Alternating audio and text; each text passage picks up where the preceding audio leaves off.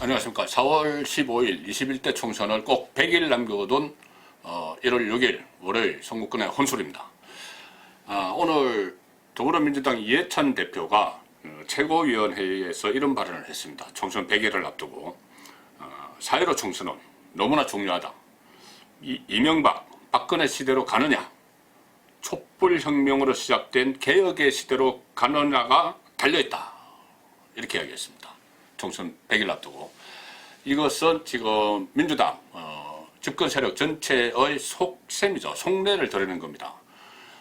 이번 총선도 지난번 박근혜 전 대통령 탄핵 이후에 치러진 조기 대선처럼 이른바 적폐대 촛불의 대결 구도로 가면은 필승이다, 이런 생각들을 다 가지고 있죠. 그래서 이번 총선도 적폐로 규정한 보수 진영, 그리고 촛불 민심에 탄성한 문재인 정권, 이런 구도로 가져가면 중도 유권자들을 흡수를 해서 필승을 한다, 이런 생각을 하고 있습니다. 그 연장선상에서 계속 그런 말들이 나오는 것이고, 오늘 이해찬 대표가 속내를 그대로 드러냈죠. 그런데 이 총선이 단순히 적폐대 촛불, 그들이 주장하는 대로 적폐대 촛불이 아니고 더 이 원모 심리가 하나 있습니다. 뭐냐면은 박근혜 전 대통령을 다시 끄집어냈죠. 박근혜 전 대통령 다시 끄집어내서 이명박, 박근혜 시대로 가느냐, 촛불혁명으로 시작된 개혁의 시대로 나가느냐, 뭐 이렇게 이야기했습니다. 자, 그러니까 이 박근혜 전 대통령을 다시 보수 집권 세력에서 끄집어내는 것은 다시 탄핵 국민으로 돌아가서 그러니까 보수 진영에서 탄핵 찬성, 탄핵 반대, 이 논란에 다시 일어나기를 기대를 하는 것이죠. 뭐 친박, 비박, 친박근혜, 비박근혜, 뭐 이것이 다시 일어나서 범보수가 분열을 한 상태로 총선을 치르기를 바라는 그런 그 속셈이 이 말에 다 들어가 있고, 실제로 민주당 사람들을 만나면은 그런 구도가 최상의 구도라고들 이야기합니다. 지금 그렇죠. 대선 끝난 지 2년 반 이상 지났는데 그때와 마찬가지 똑같습니다. 범보수는 분열되어 있습니다. 더구나 지금은 그때 한국당에서 탄핵을 찬성하면서 떨어져 나갔던 바른정당이 바른미래당을 거쳐서 얼마 전에 새로운 보수당으로 변신을 했죠. 새로운 보수당. 보수 이렇게 붙이면서 보수의 색깔을 더 분명히 하면서 범보수 분열의 한쪽 편에 딱 서 있습니다. 오히려 그때보다 더 그 보수 분열의 구도가 더 고착화되어 있다고까지 보이는 거죠. 자, 이렇게 하면은 총선은 필패 맞습니다. 왜 그러냐면 지금 여러 곳에서 이 후보들이, 그러니까 한국당과 이른바 그 새로운 보수당 계열의 후보들이 같이 그 선거운동을 벌이고 있고, 결국 이것이 나중에 통합이 안 되면 수도권 같은 곳에서는 뭐 100표, 1000표 차이로 승부가 갈리는데 수도권 선거에서 굉장히 어려워집니다. 이런 구도를 집권 세력이 가장 반기는 바죠. 그러니까 이런 말까지 나옵니다. 지금은 열성 지지층의 그 반발을 의식해서, 비판을 의식해서 박근혜 전 대통령을 사면을 하거나 형집행정지로 석방을 시키지 않지만, 만일 총선을 앞두고 정말 범보수가 통합을 하고 그런 움직임이 있으면 박근혜 전 대통령을 전격적으로 석방을 해서 또 그때부터 또 탄핵 찬성, 또 탄핵 반대, 이런 논란이, 탄핵 책임론이 일어나도록 만든다. 그런 구도까지 아직도 여전히 살아있는 카드다. 그런 말까지 나오는 형국이죠. 자, 이 상황에서 그러면 범보수 세력의 돌파구는 무엇이겠습니까? 제 생각에는, 선거권 혼수 생각에는 오늘 황교안 대표가 최고위원회의에서 큰 그림은 제시했다고 봅니다. 큰 그림 제시했습니다. 제가 이것을 다시 또 분석을 해보고, 제가 오전에 이 말씀을 드렸고 그 이후에 분석을 해보고 또 뭐 일부 취재를 해본 결과, 황교안 대표가 오늘 그림은 크게 이렇게 그렸습니다.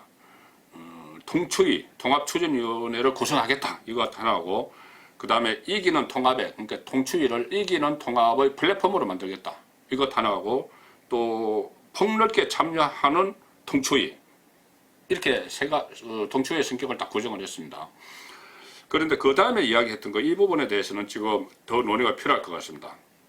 황교안 대표가 제1야당이자 자유민주 세력의 뿌리 정당인 한국당이 앞장서서 통합의 물꼬를 트겠다, 이야기를 했는데, 이렇게 이 기조로 가지고 가면 통합 안 됩니다. 한국당 주도로 통합을 하겠다는 것이죠. 그러면 통합 안 됩니다.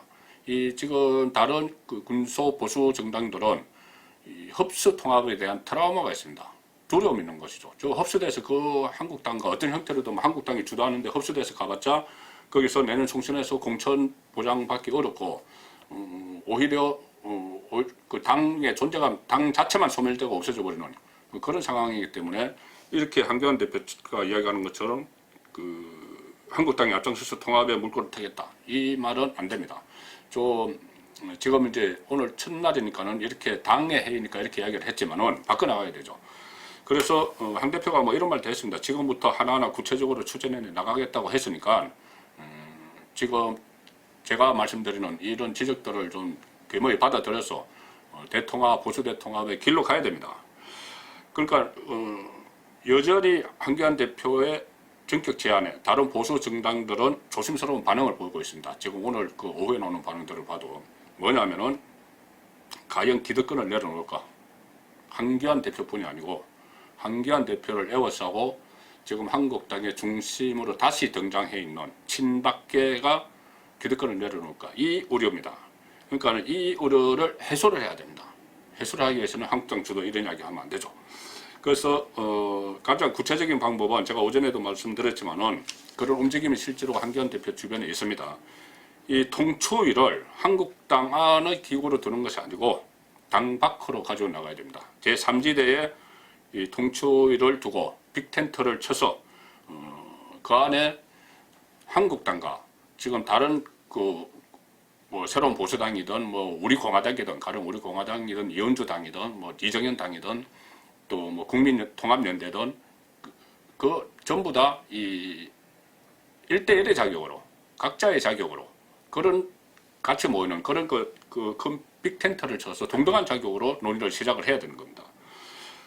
그러니까 이 군소 보수 정당들은 제가 또 말씀드리지만은 이 통합에 흡수 통합에 대한 알레르기가 있기 때문에 제1야당 거대 야당인 한국당이 기득권을 포기하는 모습을 보여야지 그래야지 자연스럽게 그 논의가 시작이 될 수 있습니다. 그 전제는 물론 한국당 간판 내리는 거죠. 간판 내리고 범보수 신당 창당을 목표로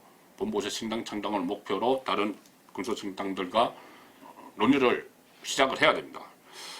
자, 여기서 또 중요한 일 중에 하나는 깃발을 들 사람이죠.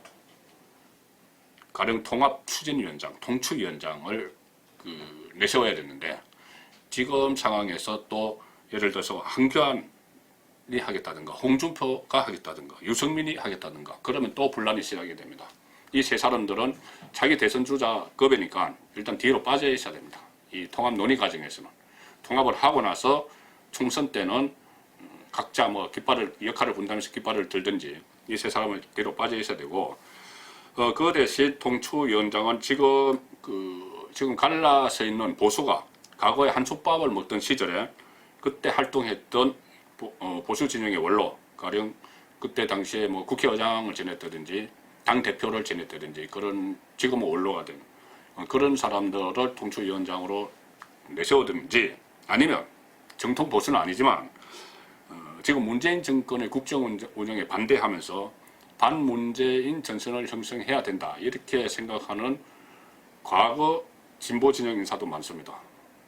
가령 예를 들어서 장기표 선생 같은 분들 뭐 그런 분들이라도 통추위원장으로 내세우면은 사심이 없으니까 일단 본인은 뭘 하겠다는 자기 대권을 하겠다는 건 사심이 없으니까는 사심이 없고 경륜은 있고 또 어떤 그 너무 박근혜 전 대통령에 대해서 또 자유롭고 그런 인물이 통추위원장으로 맡으면은 좀 논의가 진전되지 않을까 그런 생각입니다. 그리고 그러니까 제가 말씀을 종합을 해드리면은 현 상황에서 현재 이대로 가면은 보수가 총선에서 필패하는데 이해찬 대표가 이야기했던 그런 구도로 가게 되니까 실패하는데 일단 가장 현실적인 범보수 통합 방법은 한국당이 간판을 내리고 장외에서 빅텐트를 치는 것입니다. 그리고 그 구체적 실천 방법이 한국당 밖에 통추위를 설치하는 것이죠. 그런데 이 통추위가 정말 통합을 추진하는 주동체가 되려면은 주동체가 되는 야권 대통합을 보수 대통합을 주동하는 신의 한 수가 되려면은 그 전제 조건은 황교안 그리고 친박의 기득권 포기 선언입니다. 어떤 형태로든 뭐 기득권을 갖지 않겠다. 그럼 뭐 당협위원장을 일괄적으로 내놓는 그런 방법도 뭐 있겠죠. 선제적으로 뭐 통합 논의에 들어가기 전부터. 자, 어쨌든 그런 진정성을 보여야 됩니다. 지금 아마 보수로서는 이번 총선이 마지막 기회죠. 만약에 이것을 놓치면은 왜 또 이 마지막 기회까지 놓쳤을까? 그래서 혹여라도 가장 신의 한 수가 될 수 있는 이 기득권 포기, 이것을 하지 못한, 기득권을 놓지 못한 사람들 때문에 보수 대통합이 안 되고 또 총선에서 져서 정치권에 기울어진 운동장을 더 기울게 만들게 되면은 그 사람들은 범보수 또 중도 유권자의 영원한 적이 될지도 모릅니다. 송근의 혼술이었습니다.